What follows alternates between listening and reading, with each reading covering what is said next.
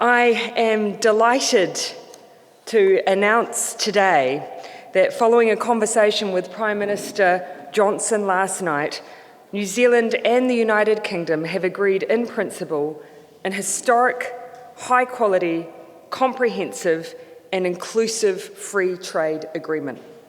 All tariffs on all products will be eliminated between both countries, and the vast majority of these, 97%, will be removed the day the FTA comes into force. The elimination of these tariffs alone are expected to save New Zealand exporters and businesses around $37.8 million per year based on current export volumes. Wine is our largest export to the UK. We send around 463 million of high-quality New Zealand wine to the UK each year. I note it was one of the first things that Prime Minister Johnson mentioned. This agreement overnight will remove $14.1 million of tariffs annually. For the dairy industry, they will now have commercially meaningful access for products such as butter and cheese, opening an important market that we have effectively been locked out of for a long time.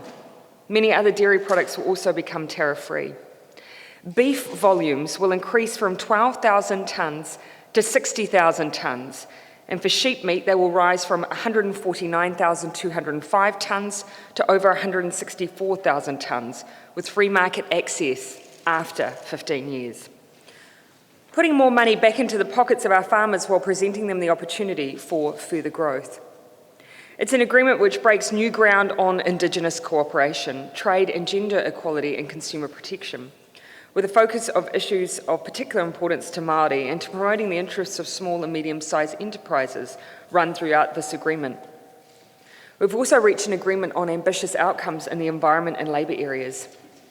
In keeping aligned with our government's climate change priorities, this is our first bilateral trade agreement to include specific commitments on climate change, with provisions towards eliminating environmentally harmful subsidies, including commitments to eliminate harmful fossil fuel subsidies and prohibit fisheries subsidies which lead to overfishing. Progressing this FTA will also give a significant boost to the UK's efforts to expand its engagement in the wider Indo-Pacific region, which New Zealand warmly welcomes, and as it pursues accession to the region's premier trade agreement, the CPTPP.